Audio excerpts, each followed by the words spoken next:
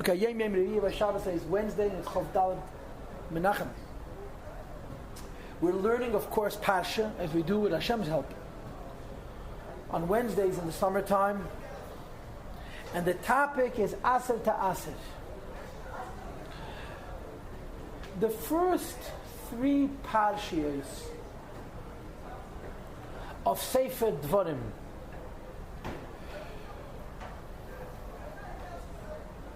are for the most part Heichacha, and for the most part Maaser and Teseir.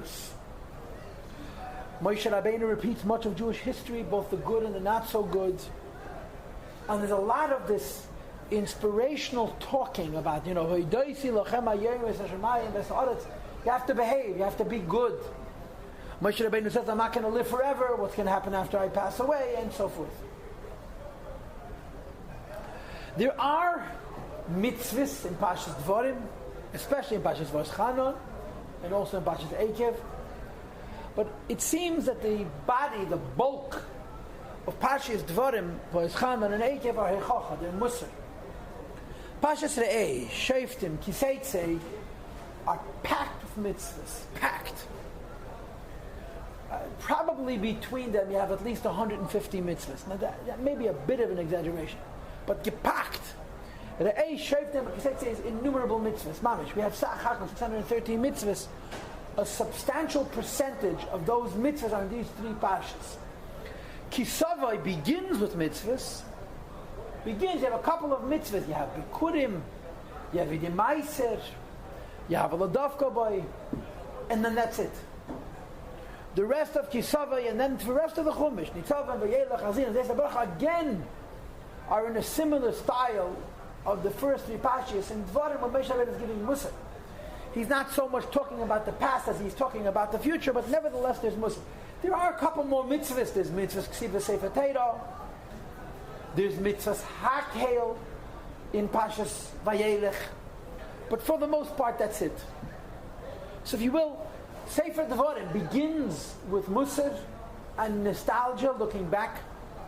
Sefer Dvarim ends with Maaser and looking forward.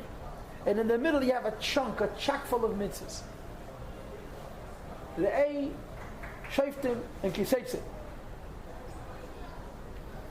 Of course we know that this is called Mishnah Torah. Mishnah Torah means to say that the Torah is being repeated again. Rashi brings in Chumash in the beginning of Parshas Bahar. There's a number of different points that come together. One of them is how mitzvahs were given, and another one is how the Sefer Torah was given. When it comes to the Sefer Torah, there's two opinions.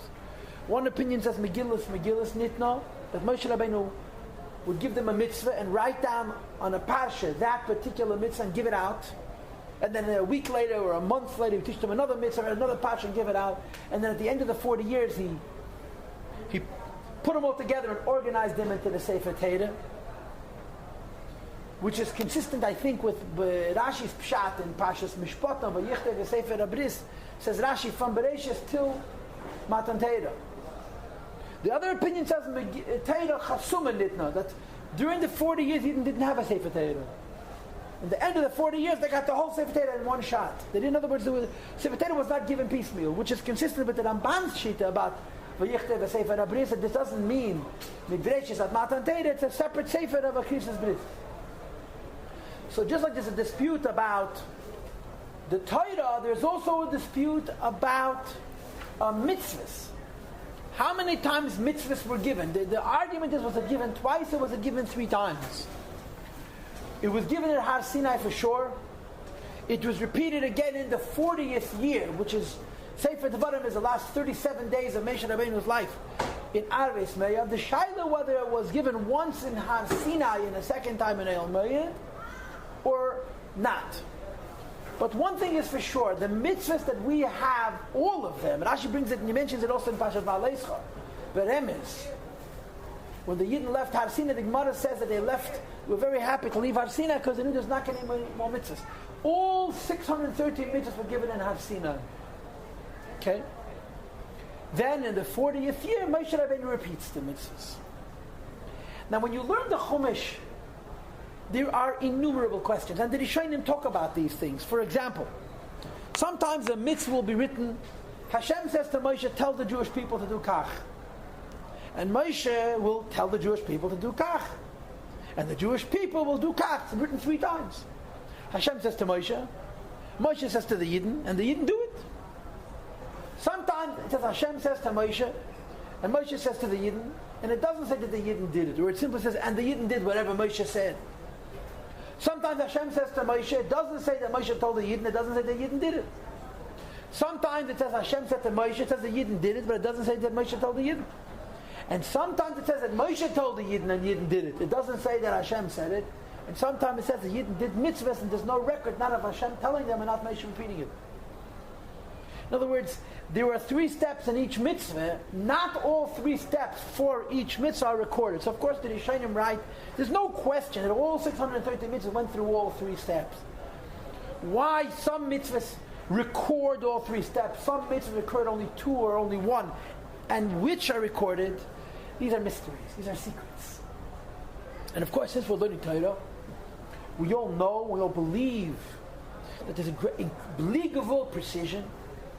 So studying how a mitzvah is recorded in Torah Shabbat, whether we have Hashem's commandment, or Moshe's commandment, or also Moshe's commandment, and Yidden's doing it, or Yidden's doing it also, goes to the spirit, goes to the neshama, goes to the pnimius of a mitzvah.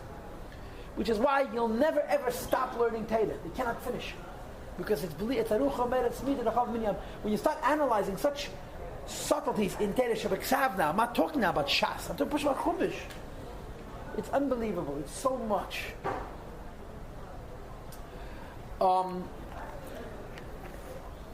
place where this is especially acute is when it comes to Sefer Dvarim. Since Sefer Dvarim is called Deuteronomy in Hebrew is Mishnah, Torah, repetition. Many of the mitzvahs, by no means all, many of the mitzvahs in Sefer Dvarim are written in the Chumash before. Now, we hold that all the mitzvahs are given before, now they're repeating it again. But some of them are written twice, some of them are written 3 times, some of them are written 4 times, some of them are written 5 times. Some of them are written only before, some are written also only in Dvarim, some are written both, and so on. All these different variations make the Chumash interesting, but to be very direct, beyond the level of most people. This is a level of learning. You can study one pasuk, you say 2 pasukim, but to learn the whole Torah and start analyzing how mitzvahs are recorded in the Torah, whether they're recorded once or twice or 3 times or 4 times or 5 times or 6 times and so forth, it's just expansive. It's very, very much. The Ramban, you'll see it in tonight's class, goes out of his way of underscoring this idea that everything written in Sefer Dvarim is a repetition. I don't think the other Chazal disagree with him, but the Ramban makes the point of saying everything we have now in the book of Deuteronomy, you have in Sefer Dvarim, already exists in the earlier Sfarim, but then it's being repeated again. This is just, it's an introduction to the class, which you can think about for a long time. The topic of tonight's class is Aseir Teseir. Aseir Teseir is Kotua Zarecha Yetze Asad Shana Shana, is a mitzvah of Maaser. This pasuk is familiar for various reasons. First of all, because it's the Kriyas HaTeira of Yom Tov.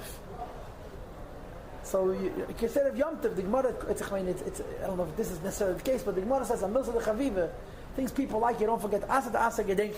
You can hear my grandfather, Aseir Teseir. Aseir Teseir. Additionally, Aseir Teseir is so famous because of the Maimeh Chazal that comes with it. Aseir B'Shvil Shetis Hashem. Right? Everybody knows this. If you give tzedakah, you'll become wealthy. And as the Chazal tell us, we'll see it in tonight's class, and the Gemara brings it down, even though we say, and I talked about it the other day here, that schar mitzvah b'hai al maleka, the Gemara brings about Yibyankiv, there's no reward for mitzvahs in this world, but mitzvahs she'adam meichel tayisayim be'elam hazeh, v'akeren kayem esaylam haba, mitzvahs that are bein adam lachavei, there's a schar in this world, and especially tzedakah. And the Eibusha says, try me. Give tzedakah, see if you don't become wealthy. One of the Mefarshim says you're not allowed to test Hashem. If do mitzvahs shalei al minas lekabel pras, you shouldn't want a reward for a mitzvah. Tzedakah is an exception. You're allowed to want a reward for tzedakah, and what's the schar? Chassidus. So we're going to learn Aseir Teseir, this pasuk. But of course, we're not just going to learn the one or two commentaries that we already know. You don't need to come here and have me repeat to you what you already know. That would be foolish. So we'll see what else we can find and delve into this pasuk. And let me just tell you that I can assure you that I'm giving you 11 sheets of paper. I have a stack that's probably 40 pages. And at a certain point I said, I think I have enough material for an hour. There's a Panam Yafis, and there's a Chassam Seifed, and there's a Shach. The Shach didn't really say anything more than the others, but there's a lot of other Mefarshim, or some other Mefarshim, including some Rishonim, which I did not include. So let's read the pasuk. Aseir Teseir. You should give a tithe. You should give Maaser. It's called Tvuah Zarecha. All of the produce of your seed. Tvuah Zarecha means grains. Okay. And there's another pasuk which says about Pri Ha'etz, from fruit you have to give Maaser. So we learn from this that you have to give Maaser from grains, and you have to give Maaser from fruits as well. Hayetze Hasadeh, which goes out the field, Shana annually, every single year. Okay? You have to give Maaser. How many different Maasers are there? Okay? Everybody knows something called Maaser Ksofim. You have to give a tenth, a tithe of what you earn in money to tzedakah. The shaila is, what is the gather of Maaser Ksofim? Is it a deraisa? Is it a rabbanon? Is it one of the tayag mitzvahs?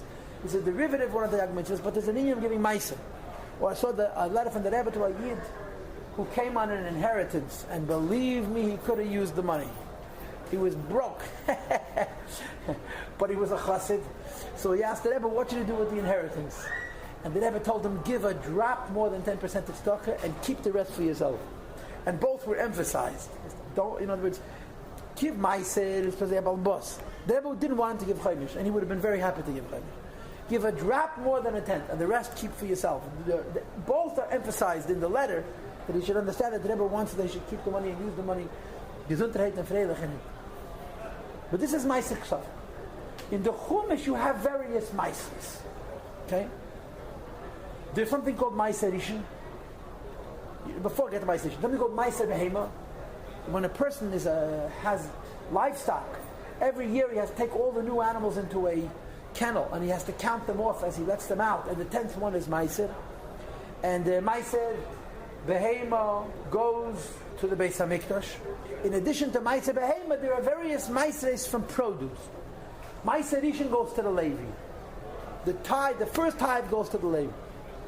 Of that tithe, the Levi gives what's called Maaser Min HaMaaser, a tenth of a tenth, which is 1%, to the Kohen. And last week's class we touched on this when we had the idea of Mo'av Kecha Shayuch. So there's Maaser Rishon, you give the Levi a tenth, the Levi gives a tenth of what you give him to the Kohen. Then there's something called Maaser Sheni, the second tithe. The second tithe you have to separate, and it's for you to eat. But you have to eat it in Yerushalayim, and you have to eat it in holiness and in purity. It's called Maaser Sheni. And the irony is, what you're giving the Levi is chulin. Once you give the Levi his Maaser, and he separates Maaser Min HaMaaser, he separates the part that goes to the Kohen. He can eat betumah. He can eat anything he wants. He can eat betumah and so on. Maaser Sheni, which belongs to the Yisrael, becomes holy, has to be eaten betar, has to be eaten in Yerushalayim. And then there's a third Maaser, which is called Maaser Oni. Twice in a sabbatical, in the third year and the sixth year of the sabbatical cycle, instead of the second tithe that you had to eat in Jerusalem, the second tithe was taken by the poor people, by the Ani. It was called Maaser Oni, the tithe for poor people. Here's a pasuk: it's Aseir Teseir. You should separate a tithe. Es kol Tvuah Zarecha, all the grain of your seed, of your field. And again, I'm translating. Tvuah Zarecha means grains as opposed to fruits. Hayetze Hasadeh, which is produced by the field every single year. Which tithe is this? Is this Maaser Rishon? Is this Maaser Sheni? Is it Maaser Ani? One thing we know it isn't. It's not Maaser Behema. Right? If it's talking about what the fields produces, animals at least directly don't produce fruit. Fields directly don't produce animals. The Gemara says that an animal has a din of gedulei karka. An animal is considered growing from the ground because it eats from what grows. Legabi, whatever it is. Fashidin Ezachim, the certain matanas that you have to give. Hanukkah, for example, you have to give only from gedulei karka, and you have to give from animals as well. But which one of the three Maaser is it? So I'll tell you the answer. I'm not going to waste your time. The answer is Maaser Sheni. How do we know? Look at the next passage. You should eat it. If you should eat it, it's not Maaser Ish, it's not Maaser Ani. But where should you eat it? In front of the Eibishter's house, in the place where he will choose, L'shaken Shmei Shom, to make his name manifest. And now he specifies, Maaser Degoncha, a tithe from grain, Tireishcha means from wine, Yitzarecha means from oil. And in addition, this is already a different mitzvah. This is not Maaser Sheni, this is a different mitzvah, this is the mitzvah of B'cheir.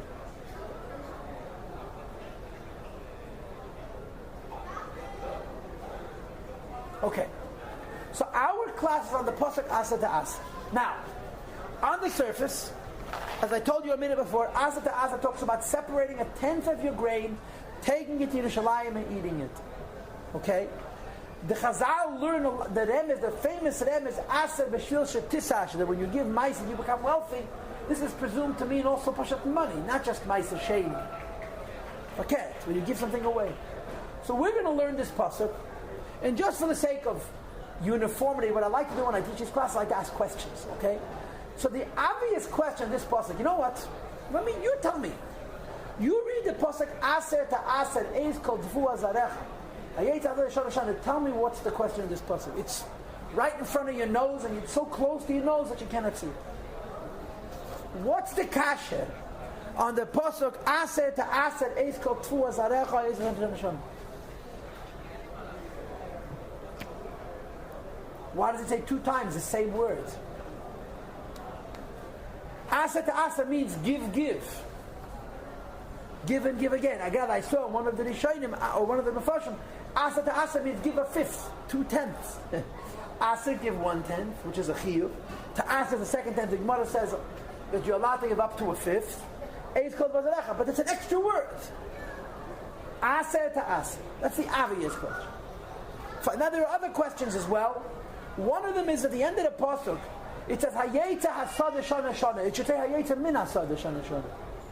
That comes from the field, because Hayetza Hashana sounds like it goes out to the field, right? And there are other questions as well, which will emerge as we learn. Okay, so again, on the surface, we're learning about Chumash, which is talking about Maaser Sheni. You'll see the Maimed that Rebbe explains that it goes on Maaser Rishon, Api Pnimis Yonim. And I don't think it's such a big steer anyway. And the two questions that we're beginning the class is why it says twice Aseir Teseir, and what is the meaning of the Lashon Hayetza Hasad as opposed to Hayetza Min Hasad. So let's begin with Rashi quickly.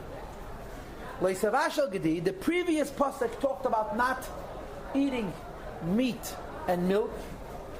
And the expression of the pasuk is do not eat a goat in its mother's milk. And then it says Aseir Teseir. Says Rashi Ma'im Zeh Eitzel Zeh. The Gemara says that in Sefer Dvarim Lekula Alma Wodedish Smichas Pashis.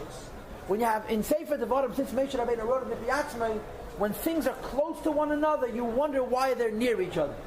What is the connection between Leitavashal Gedi Bachalev Ime and Maaser?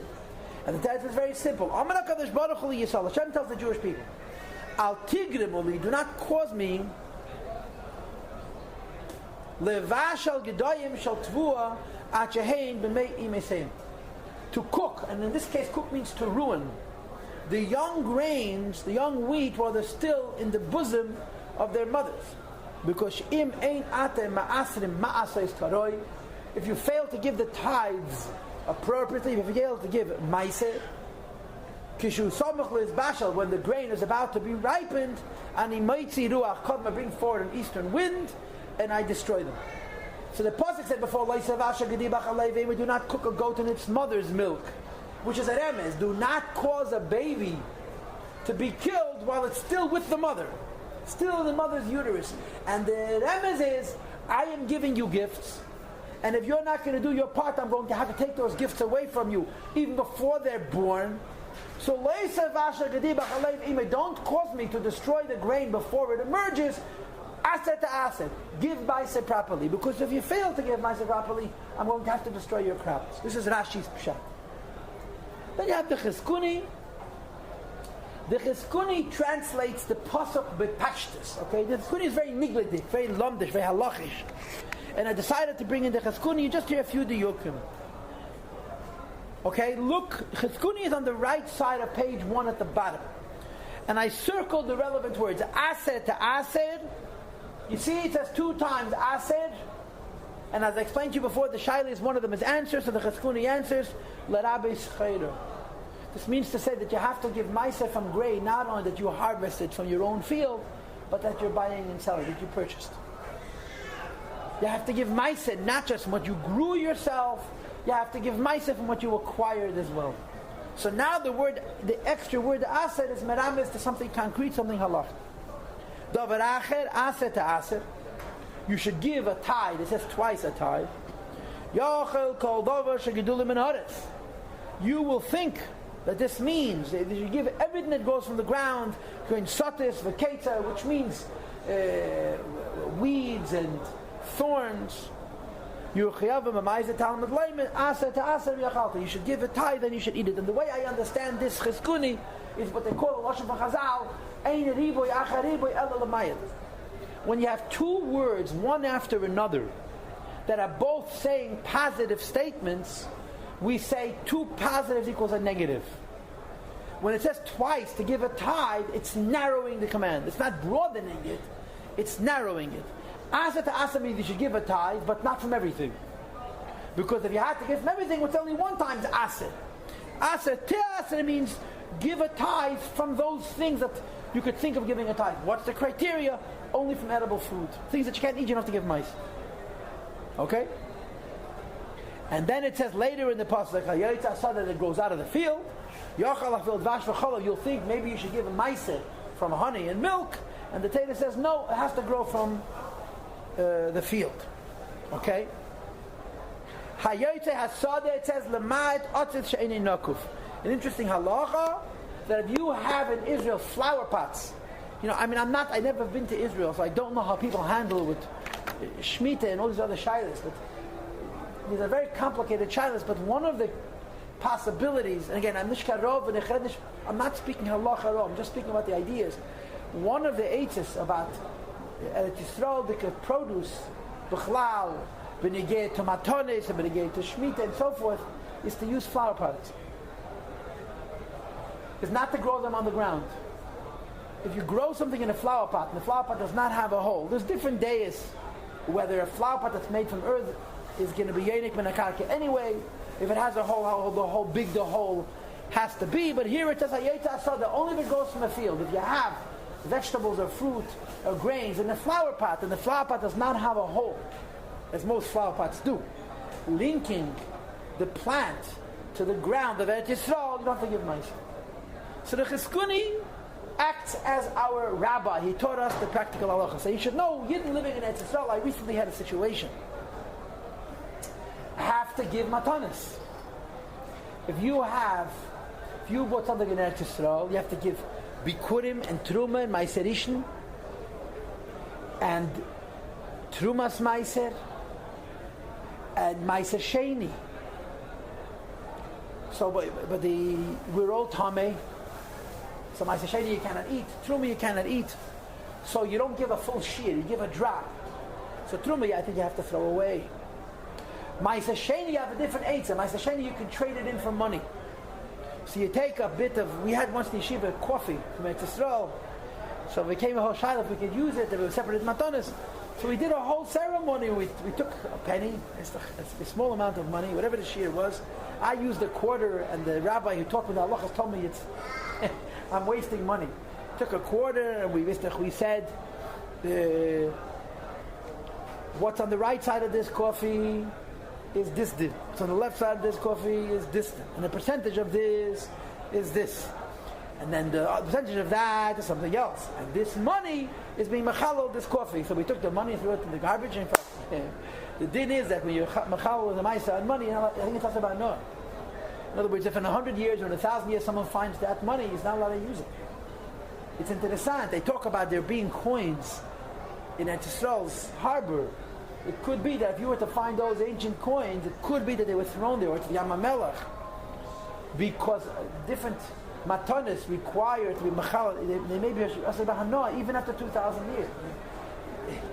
Is there such a thing as a gold coin becoming a new Matthias after it was nischalal for hektish?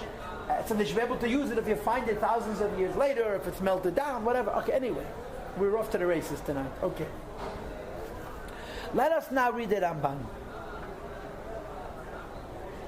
Okay, I'm reading the third of my arrows. The Ramban is on the right side of the page. The third arrow, please, where it says, Laman tilmad liyiras Hashem.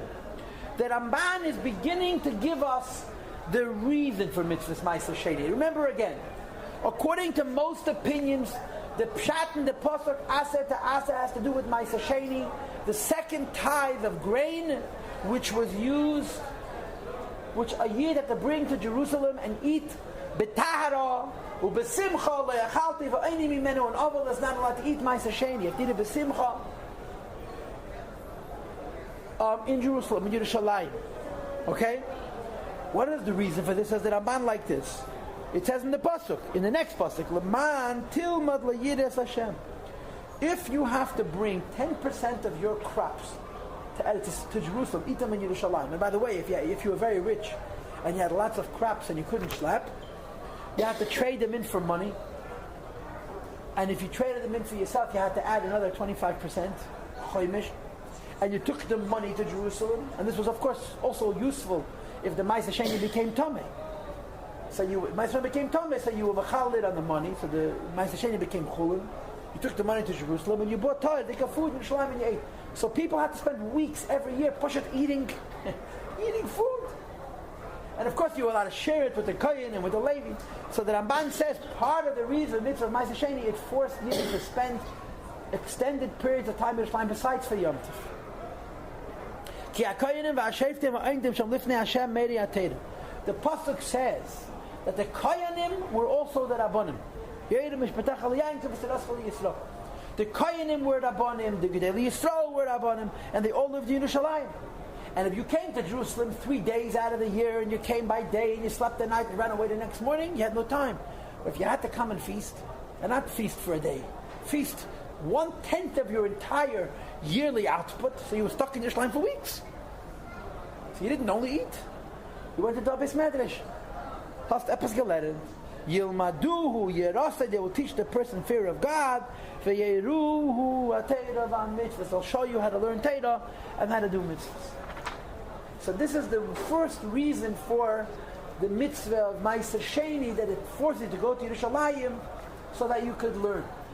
Turn to page 3. And this is the Sefer HaChinuch. Now, this Sefer HaChinuch that I am giving you is in Parshas B'chukoisai. It's not in our Parsha. Okay, and I want to make a correction. I said before that Maaser Behema goes to the Kohen. It doesn't go to the Kohen. Maaser Behema goes to the Yisrael. It's to be eaten in Yerushalayim. It's Kabbalah. So our Chinuch, the Chinuch in Parshas Re'eh, says, oh, you want to know the reason for Maaser Sheni? Look in Parshas B'chukoisai, I explained the reason for Maaser Behema. So let's read it. Mishar Shei HaMitzvah, where I made the arrow on page 3, the reason for this mitzvah, Shakel Baruch Hu, that the Eibishter Baruch Ba'am Yisrael, he chose his people. V'chafetz L'man Tzidkei, and he desired because of his righteousness, Li'ez Kulam, Eiskei Teirasei V'yedei Shvei, they should learn his Torah and know his name. U'b'chachmosei, and in his wisdom, Moshcham b'mitzvah zu, he drew them into this mitzvah of giving a tithe and eating it in Yerushalayim, L'man Yilmadu, and Yichumos, they should learn various different ethics. Listen to these words. Ki yedei Elokim, the Eibishter knows. Sharei b'dem, that most people, their tendency is to be drawn to the most base of what is material. Lowest gashmias. B'shagam shu basa, because he's flesh.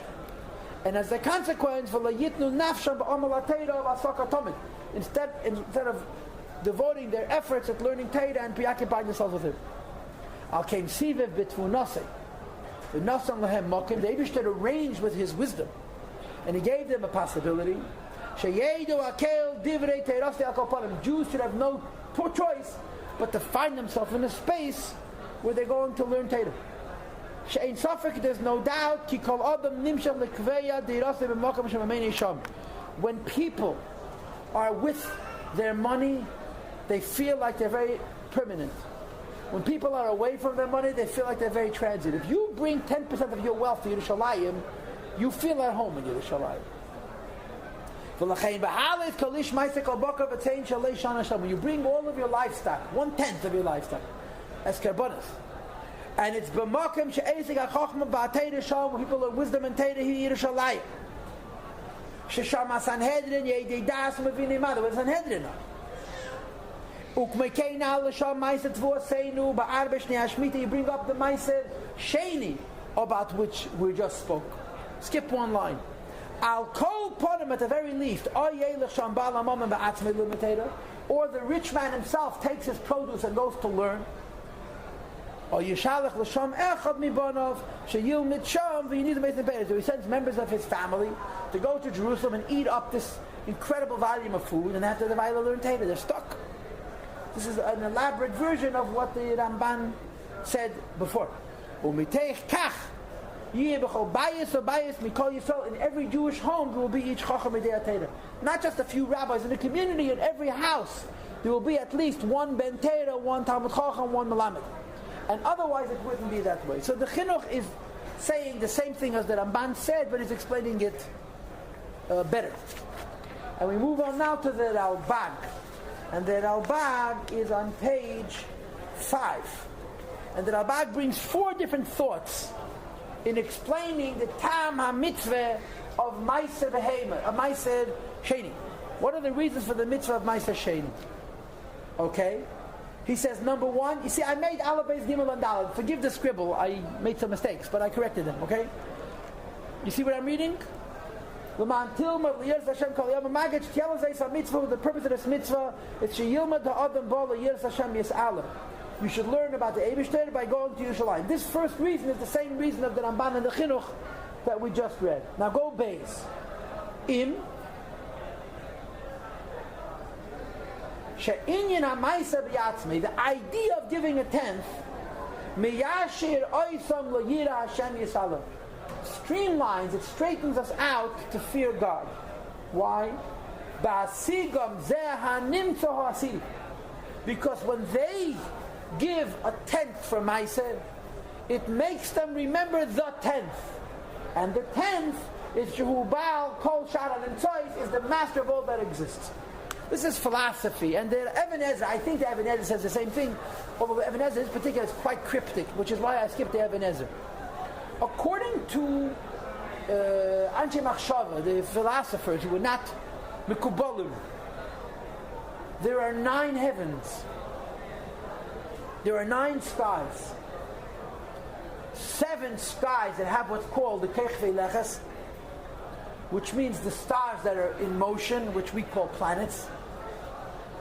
The 8th heaven is what you have, the Kechavim that are Kvuim, the stars that are not moving, but of course you and I know the stars that are not moving are moving, but they have a Hilach covered. They're so far away that they're moving so slowly that they move in 70 years they move across the sky 1 degree, so you don't see their motion. And then you have the Galgalachi, which is the Galgalacheza, the 9th heaven, which has no star, it's empty, and it's the backdrop of the universe. It's whatever, it's a long story. So there's 9 heavens. And according to Sifrei Machshava, every heaven is a physical thing that has a soul. Like the Rambam writes that the Galgalim and Yechovim are Bal Nefesh Dev Haskel Heima. They're intelligent, which means to say the heavenly bodies, both the stars and the planets as well as space itself, has a soul. What is the soul of the heavenly bodies? The Malachim.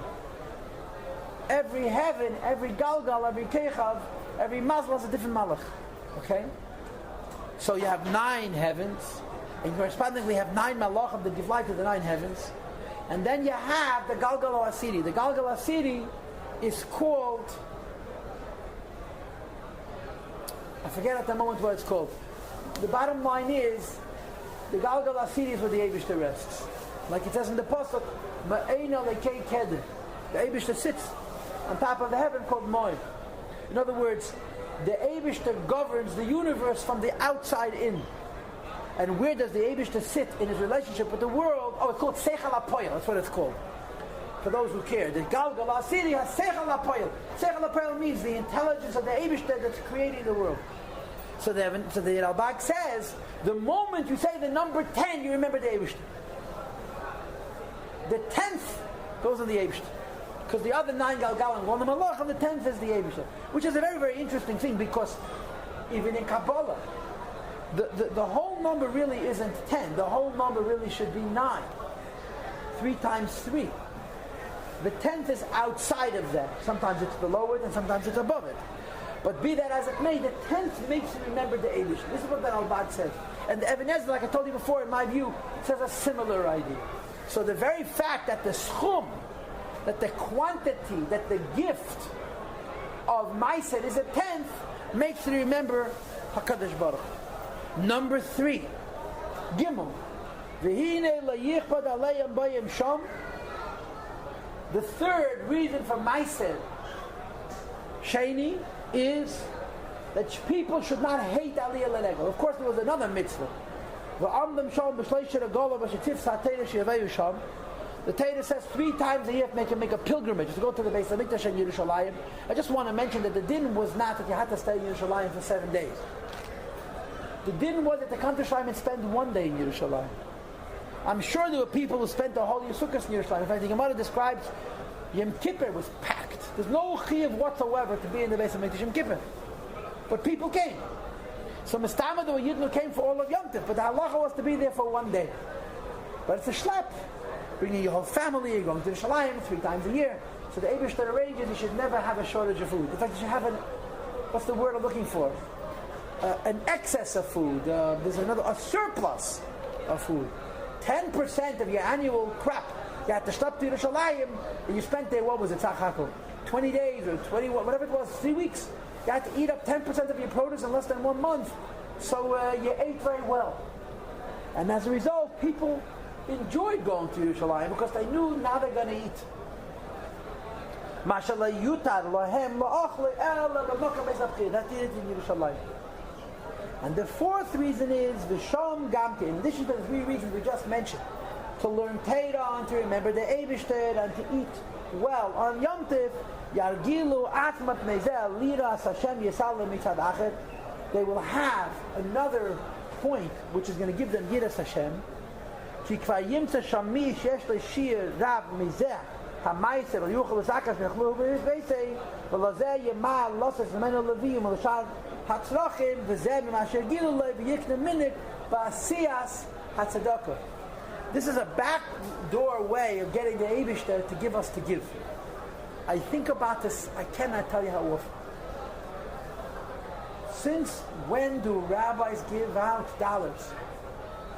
One of the great ironies of dollars was that instead of taking, the Rebbe was giving thousands of dollars, in some cases tens of thousands of dollars a week, and the Rebbe gave dollars on a shir.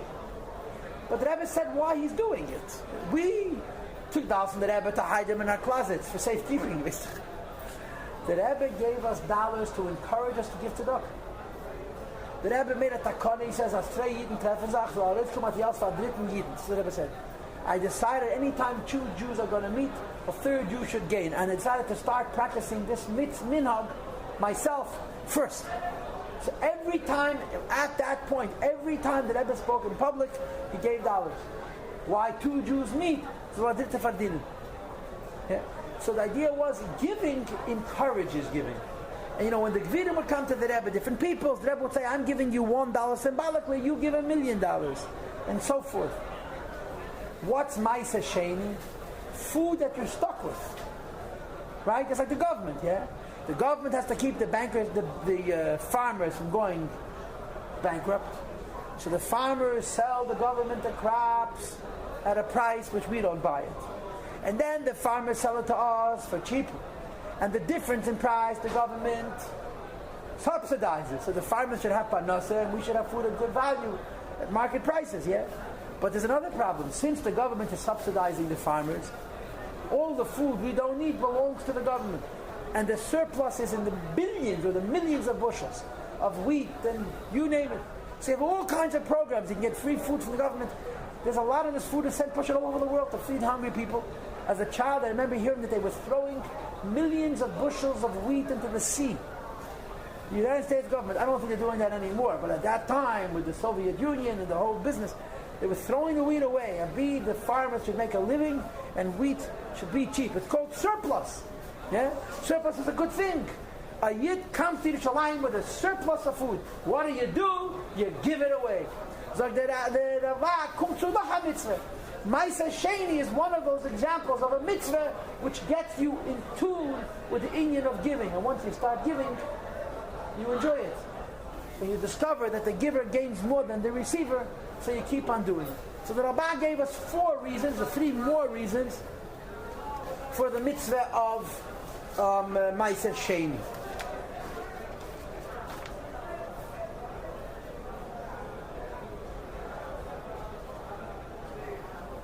Now let's go back to page 3 and we'll read the Medrash. And of course now we're going to read the classic idea that everybody knows about Aseir Teseir and so forth. So let's read. This is page 4. It's from a Medrash. Okay? Aseir to Aseir, page 3. The Medrash has the same question we've been asking now over and over again. Why did it say 2 times the word Aseir? Aseir actually tachser. Give Maaser so you shouldn't become poor.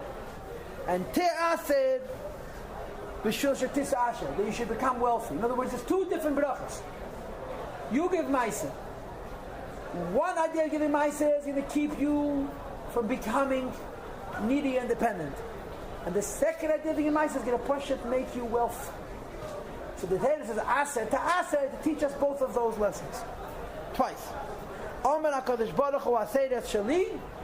You give the 10th from what you have to me, and I will multiply what you have times 10. Aser, you give a 10th. To Aser, what you have will be a 10th of what you're going to have. That's how you read it. Aser, you give 10%. If you have 100 bushels, so you give 10%. And to Aser, that next year you'll have 1,000 bushels, that this year's 100 will be 1/10 of what you're going to have the following year. That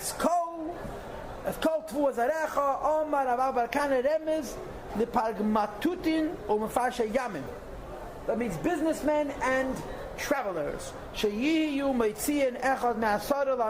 means people who are not farmers, who are not earning grain or fruit, but they're making money on the high seas, making money in commerce. So they have to also give Maaser, but of course they're not giving a Maaser of food, they're giving a Maaser of money to support Talmidei Chachamim. What's the remes? The word kol is extra. Aser to Aser is kol tvuah zarecha. By the way, it would be enough if it said Aser to Aser tvuah zarecha. The word es is also extra, and for sure the word kol is extra.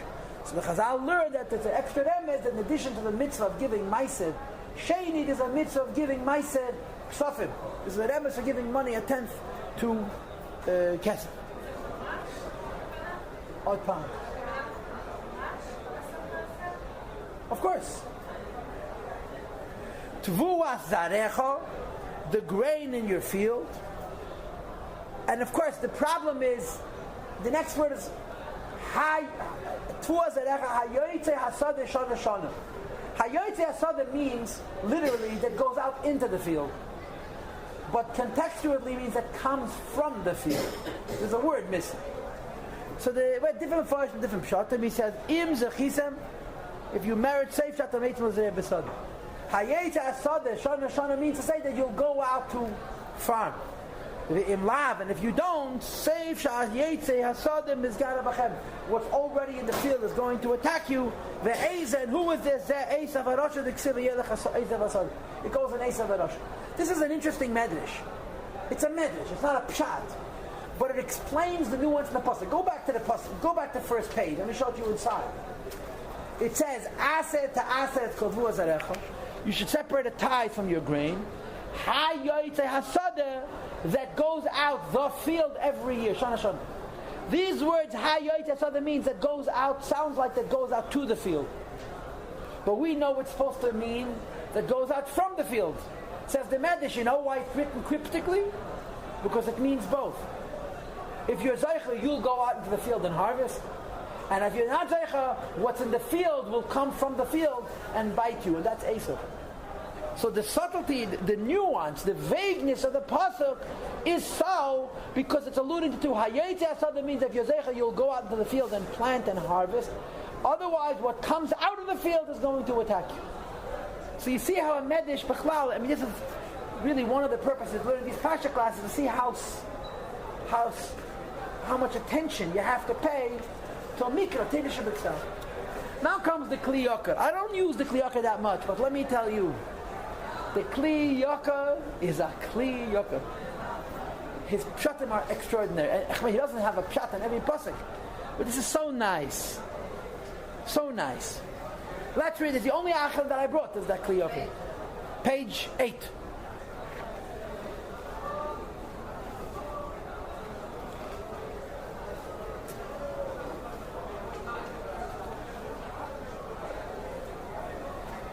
Aseir Teseir is called Tfuah Zarecha V'Gomer. And of course the question that he has, like everybody else, is why does it say 2 times Aseir? And I already mentioned to you that I saw in one of the Mefashim that it means you should give a Chaimish, but most people halacha don't assume that. The Vishanema, the Pasuk says, V'haviyu ha'maiser al beis ha'oitzer, bring the tithes to the Eibishter. And what is the end of the Pasuk? V'harikesi lochem brocha ad blidai. I will pour for you a blessing ad blidai with no end. This is we know the end of the Pasuk because the Rebbe made the Pasuk famous. I'll tell you a quick story. I work with Beta Lipskis like in the Bavchi Yeshiva. He was born on a Friday night in Adar, I think in 1943. His father is asleep and he has a dream that he sees the Frierdiker Rebbe in America. Now I don't know if he ever saw the Frierdiker Rebbe, but even if he did, he saw the Frierdiker Rebbe as the Frierdiker Rebbe looked in 1943, very old, not the way he looked in Russia. He sees the Frierdiker Rebbe's room, and the Frierdiker Rebbe says, "Zol zen oischaz in the Maimer v'arikesi lochem brocha ad lidai." You should see to study the Maimer v'arikesi lochem brocha ad lidai. And then he's woken up by his wife's pain. She's taking him to the hospital to deliver the boy, the baby. Anyway, he comes to the Chassidim the next day. He says, I call him the Rebbe. So the Rebbe. So they asked him to describe the Frierdiker Rebbe and said, "There's that cup. The Rebbe doesn't look like that." He says, "No, I saw the Rebbe. But the Rebbe doesn't look." He described an old man with a white beard and so on. Anyway, so he asked people, is there a Maimer by the case of Lachem Baruch Ad L'dai? Nishtal Zan Maimer. No such Maimer. So that was a further proof that it's not the Frierdiker Rebbe. Anyway, he comes out of Russia, he sees a picture of the Frierdiker Rebbe, and he saw the Frierdiker Rebbe in his dream. In 1947, the Rebbe came to France to pick up his mother, and the Lipskers, the Rebbe from Taiba Lipsker, fed the Rebbe. She used to cook for him. So he would bring the Rebbe his food to his hotel. The Rebbe's hotel was a tiny little, cheap hotel. The Rebbe didn't have even a table. He took his 2 trunks, and he made one horizontal, one vertical. That was his table. He had no table. And he asks the Rebbe, is there a Maimer v'arikesi lochem brocha ad lidai? So the Rebbe looks at him with those eyes that want to rip you apart, that want to bury yourself. Favos fragst du? Why do you want to know? You know Yankel Lipsker? Like, don't bother me. So the Rebbe lets him know that if he doesn't tell him the reason, he's not going to find the answer to this question. Not with words, The Rebbe made him tell him the story about the dream. So he told the Rebbe the story of the dream, and when he finished, the Rebbe said, repeat it a second time. The Rebbe took it very seriously. So he repeated the Maimer a second time. The Rebbe went over to his trunk, and he pulled out a copy of the Akriya V'Kedusha that was printed mamish then, that time, and opened it up and showed him a Maimer v'arikesi lochem brocha ad lidai. The Rebbe written in America in 1943. And the Rebbe gives it to him, he lends it, and he wanted it back. He says, frischer Maimer, and du hast schon gleich von dem gewusst. There was a brand new Maimer, you knew about it immediately. And I find it very interesting that Beta Lipsker was in charge of Keshel Bracha. It's interesting. The Shabbos he was born, the Rebbe comes to his father in a dream and says he should learn the Maimer. It's an interesting story. It gives you the chills of it. Anyway, so if you don't understand the Pasha class, but it was worth coming for this alone. Ubiyur sheyivlu sifsesechem. Your lips are going to get tired from saying enough. Ubiyur ha'inin translates the Kli Yakar. Sheyushpa lahem ribui tfua harbe yezem yachted. They should have much more than they need of food. V'im kein v'adal yuchalei medai. They won't be able to say die. Okay. Kiloshen die. The word die connotes shayach loyma kashesh lam dei machserim. When you have what you need, that's called die. Right? It says in the pasuk, dei machseir asher yachsalev iyata mechuyev la'asher. The din is, a poor person, you have to give him what he needs to live. You don't have to make him rich. When you have more than enough, you cannot say, I have sufficiency. You have enough. I have more than enough. And it means to say that the Eibush is going to give us more than we need, and therefore we're not going to be able to say we have enough. Go to the next vertical line.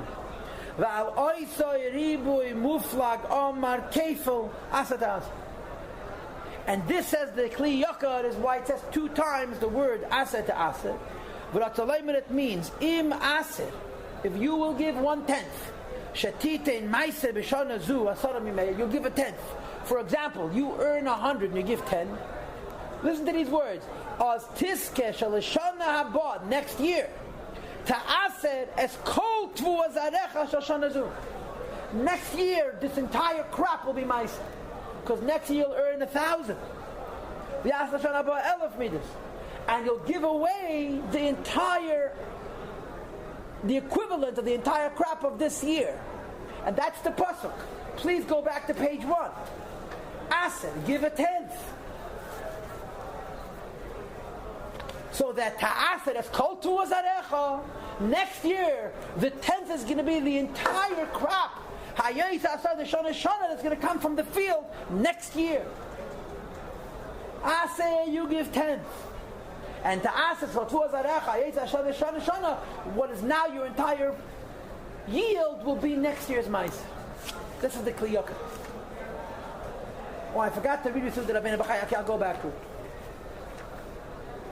You know what, let's do the Rabbeinu B'chai right now, if you don't mind. I'm sorry I forgot it. It's on page 6. I'll go back to the Kli Yakar later on.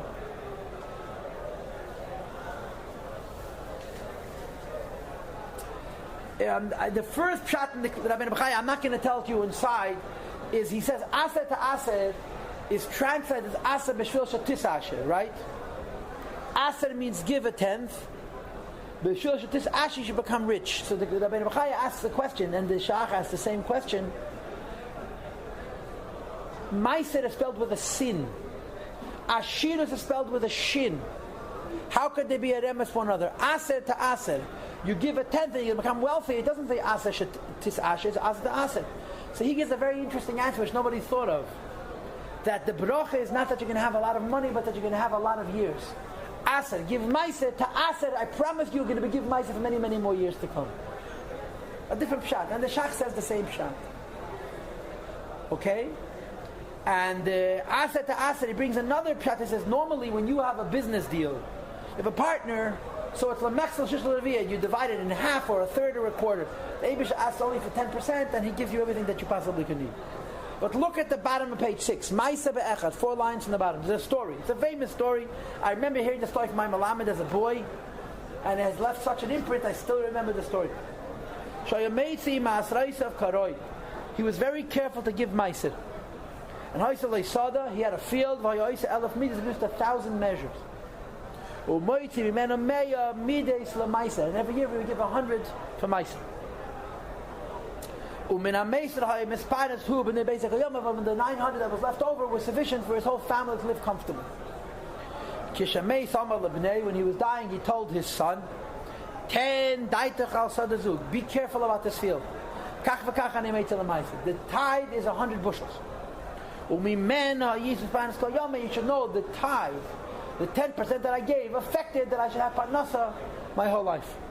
This father dies, and the son produces the same 1,000 bushels. And he gave 100 bushels to the Levi, or to the Ani, or to Yerushalayim.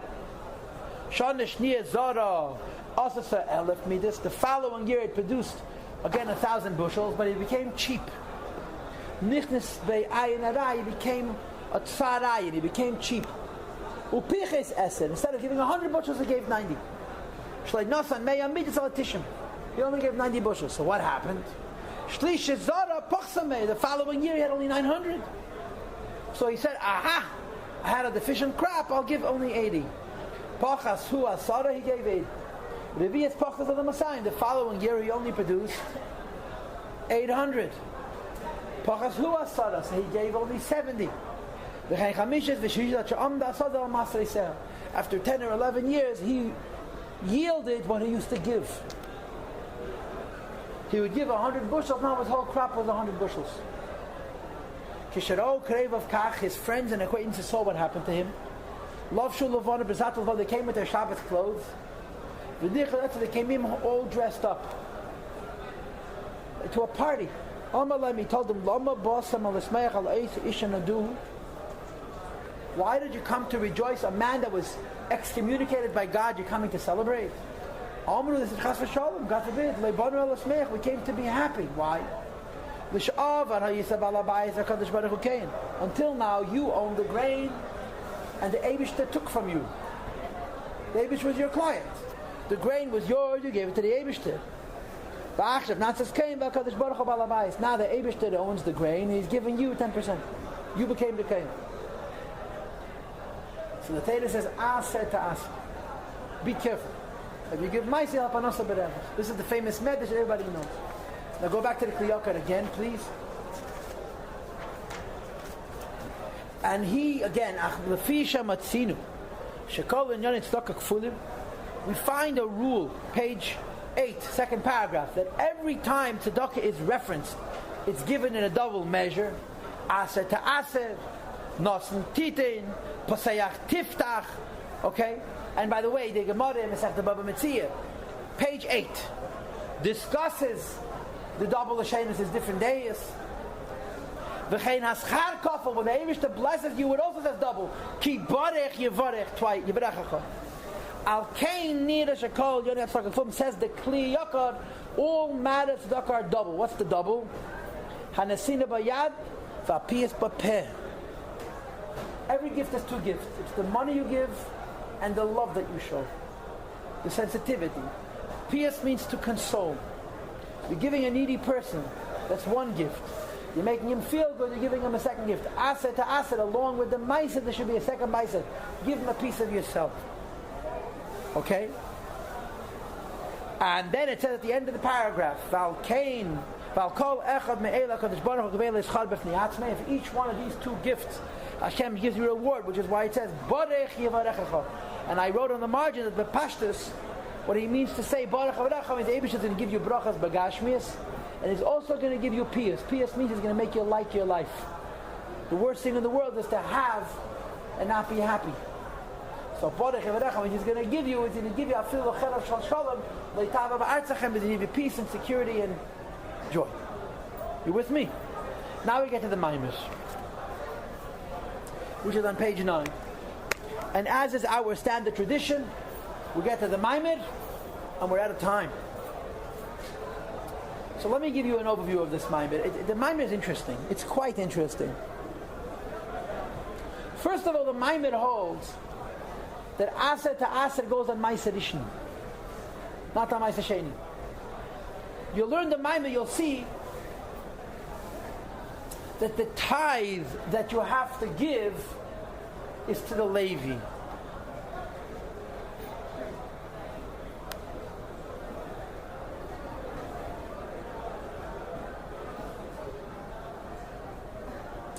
I was thinking about it, that maybe it's not so different than Maaser Oni, because the way he explains why you give it to the Levi is true also of Maaser Sheni. Maaser Sheni you bring to Yerushalayim, it's also a tnuah of going up. I was thinking maybe it's similar, but the bottom line is that in this Maimer, he translates Aseir Teseir that does not go on Maaser Sheni, but that it goes on Maaser Rishon, that you're giving to the Levi. And he brings the Kliyakar's pshat. Aseir give a tithe, so you should have enough.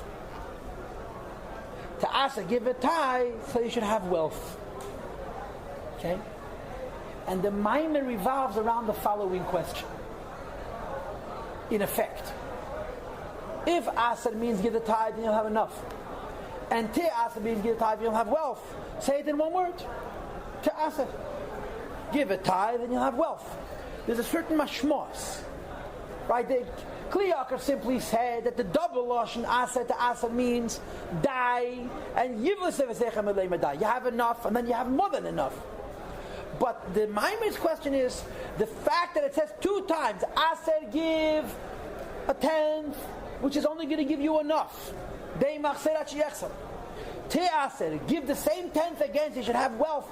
Indicates it's not simply a matter of move down a drop, yes, please. It's not simply a matter of a lashon yesed or mashmos yesed. There's a special deal. Aser means you start off getting only what you need, and only afterwards you come to the madrega of Aser. That's the diok and the maimer, which is, so to speak, deeper than the Kli Yakar. The Kli Yakar also says that there's 2 madregas, but the maimer says it's dafke 2 madregas. The first madrega is only Dei Maaser Sheyachsalei, and the second madrega is Ashidus. And what he explains is, he goes to a whole Kabbalah, which I don't have time to get into. He says the bottom line is Maaser represents a minimum amount. Maaser means giving a small amount to a poor person. In the language of Kabbalah, he says Maaser goes on Malchus. If you look on page 9, on the right side of the page, Malchus is called Maaser. And he has a whole arichas about Malchus, but I don't have time, like I told you. The gist, the essence, the heart of what he says about it is that Maaser is considered a small quantity. In other words, the number 10 is not only a tenth, it is symbolic of a very, very small amount. I don't have time to elaborate on the whole mysticism, but Maaser is much less than a tenth. It's maybe 1% or even 0.1%. It's very, very, very small amount. Mystically, spiritually speaking, like Sfiras HaMalchus, which is the same change to Kuda Achas, and Binyan HaMalchus me for the other Sfiras. So Aser means that you're giving a small amount. Why are you giving a small amount? Because that's what you have. That's what you have. You're poor. And because you have a small amount, you're giving a small amount. There are those who are wealthy. Those who are wealthy have more and they could give more. Those who are poor have little and they give little. To whom do you give it? So again, this Maimer says you're giving it to the Levi as opposed to the Kohen. And again, how this connects to Maaser Sheni Veisichnish. This is a very interesting Maimer because it's explaining the Pasuk Shalei Ali B'Nei Hilchasei, which is not entirely unusual. Who's a Levi? A Levi is an interesting person. And again, I don't want to elaborate too much because I don't have time, but the short of it is, a Levi on the one hand demonstrates wealth. And at the same time, the Levi always is demonstrating want. The Levi is richer than you. But compared to the Kohen, he's poor. But to say it in other words, because of the Levi's position, that he has more than you, he appreciates what he is missing more than you could appreciate what you're missing. No, but a poor person doesn't know what wealth is. The Levi isn't rich, but he knows what wealth is. So Aser, you're poor, so you're giving a small amount. That's how the Maimer is explaining Maaser. A small amount, a tiny quantity to the Levi. The Levi is higher than you. What makes the Levi higher than you? And again, I'm using my own words. The Levi is also poor, but he knows what wealth is. What's the difference? Because the Levi knows what wealth is, he wants it. And he cries out for it. As is represented by the Shir, the song of the Leviim is a song of want. The song of the Kohanim is a song of harmony and peace. The Kana B'Chashoy and Levi ben Usa the Liba, Levi cries out. Says the Maimer, a poor person can't cry, doesn't know what he's missing. A rich person doesn't cry, he has. A Levi cries because he knows what he's missing. Says the Maimer the following. There is again, I'm sorry that I'm not reading the Maimer with you inside. I am simply paraphrasing the Maimer. And if you want to read the portions of the Maimed that are reflecting the few thoughts that I'm sharing with you, I have arrowed the Maimed in the appropriate places. But I just am going to give you the Nekuda and the summary of the Inka because I don't have time. It says the Maimed Agvaldik Chiddush, he says. And I'm putting it in my own words. Who has more, one who has or one who wants? Who has more, one who has or one who wants? Of course, common sense says, what kind of stupid question is that? Of course, one who has, one doesn't have, doesn't have. But the want is in itself a gift, is in itself a connection. And this Maimer argues wanting connects you more than having. You know, like the Torah from the Baal Shem Tov and Tzamah L'Chanafshi, he doesn't bring it in this Maimer, you know. I wish I loved God as much when I had him as when I don't have him. So the Maimer says the Levi is a unique personality. And again, these are my own words. He's close enough to wealth to know what wealth is, but he doesn't have it, so he wants it. And in his want, in a way, he exceeds even the rich, which is the Kohen who has. And therefore the Pasuk says, Aseir Teseir. You're giving the Levi a little bit. The Levi knows what wealth is but doesn't have it and he wants it. The want of the Levi makes that the little bit becomes wealth. Wealth means even more than the Kohen possesses. You're not going to have wealth unless you want wealth. You cannot want wealth unless you appreciate wealth. And you're poor. So in other words, you're so poor you don't even desire wealth. So I said, you give a tenth to the Levi. Give a little bit to the Levi. And the Levi is going to raise up what you're giving him. And you're giving him you're giving him enough to keep him alive. Because that's your sense of sufficiency. You don't have, in other words, not only aren't you rich, you don't even have a sense of what wealth is worth. But when you give it to the Levi, who's not wealthy either, but he knows what wealth is. And in the language of Kabbalah, the Levi is Bina, the Kohen is Chochman. He has a whole mystical explanation for why Bina means I'm close enough to wealth to know what wealth is, but I'm far enough from wealth to desire it. So the Levi transforms the gift that you've given him, which is a gift of Deimach Soida. It's a gift of I have enough, into Tetasashet, that you should have wealth. Of course, the Maimah means Baruch Niyasan Yonim. Like the Chazal say, you give the Eibishter a finger and he gives you, whatever it is, that Psachim, like the Shvarim is getting aligned, the different gifts in the Medrash. You give a little, the Eibishter gives you a lot. That's an underword. You give a little to the Levi. The Levi is going to make your little into a lot. So it has to say twice Aseir to Aseir. It isn't only Aseir you'll get as much as you need, to Aseir you get wealth. Aseir you take as much as you need and you're happy. Give it to the Levi. The Levi is going to make that you should have Ashidus, which you're not even asking for. Because you don't even appreciate, not even want it. And this is true not only Bagashmi, it's true also Baruchnis. And if I may say so, this is a beautiful pshat.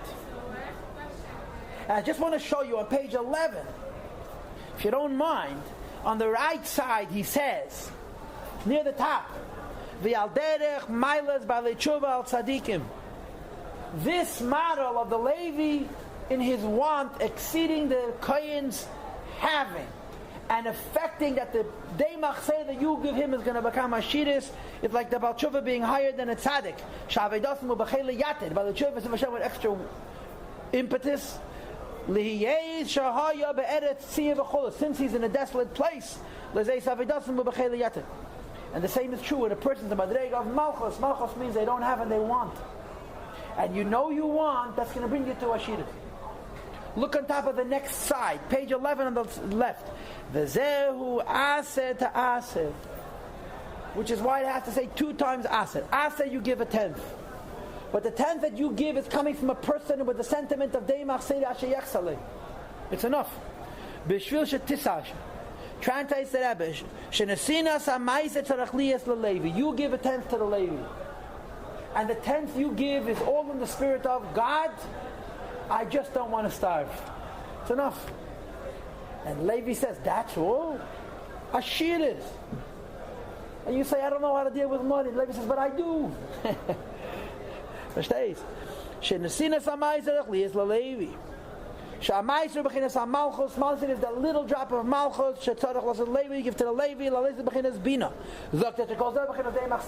What you're giving is only sufficiency, enoughness, and what you're going to get back by itself is only sufficiency. He amshachas bechinas Ashiris, wealth, v'amercha v'atzmi, which is even higher than wealth.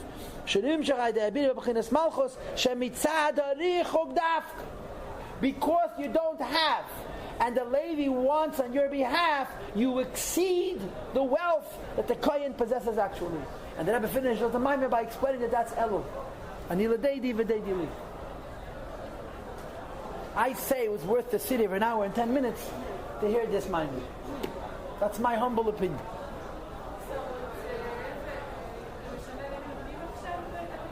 אני לא שומע.